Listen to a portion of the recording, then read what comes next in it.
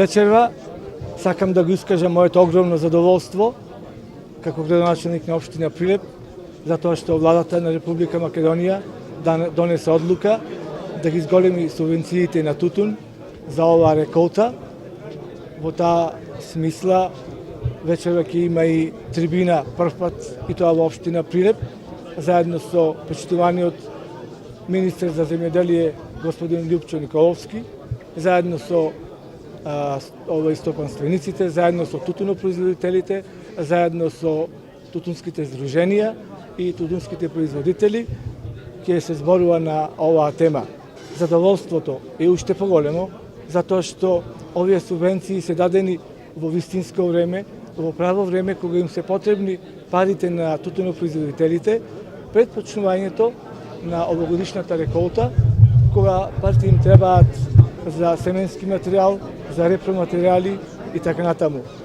Уште повеќе владата направи за овие тутунопроизводители на овој регион, затоа што знаете Прилепскиот регион е најголем производител на тутун во Република Македонија, па затоа сите оние придобивки што ги имаме од зголемувањето на субвенциите,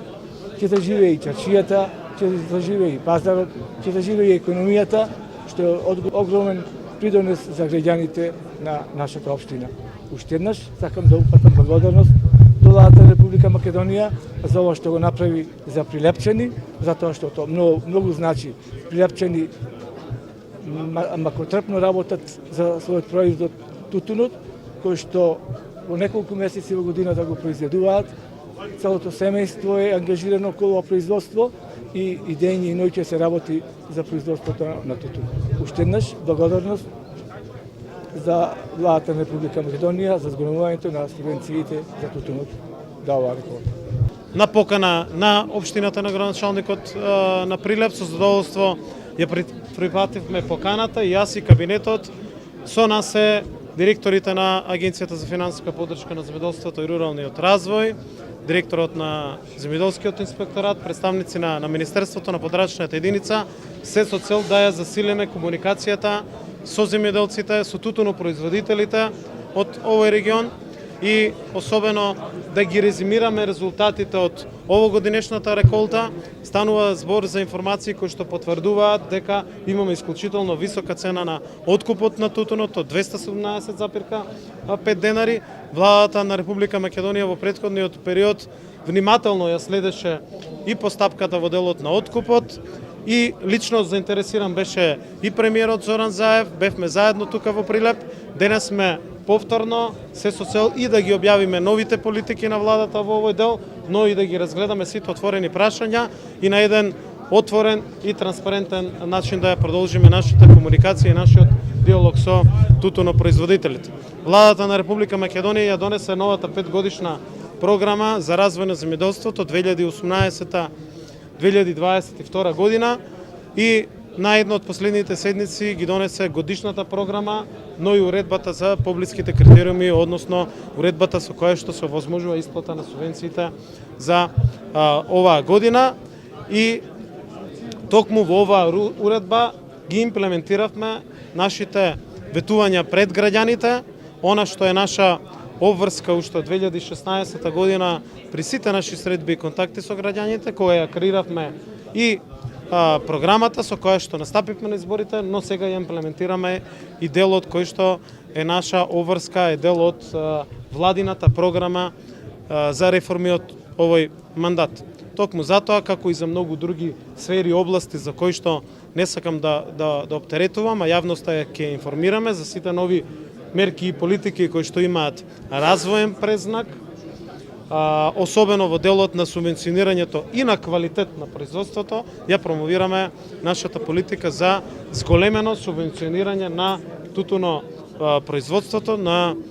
производителите на тутун. Станува збор за над 23.000 семејства кои што екзистираат и на кои што навистина мора да ставиме акцент и да се грижиме. И затоа ја донесовме токму и ова одредба со која што за реколтата 2017 година исплатата на тутунот ќе биде во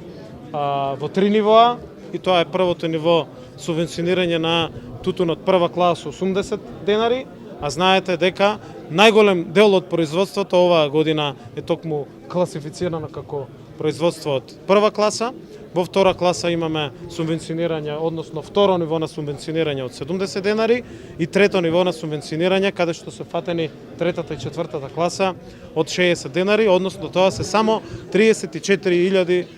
килограм тутун кој што опфаќа, односно потпаѓа под категоријата на четврта класа. Го субвенционираме и тој дел и владата натаму продолжува да ги креира политиките да стимулираме квалитетно производство. Станува збор за значена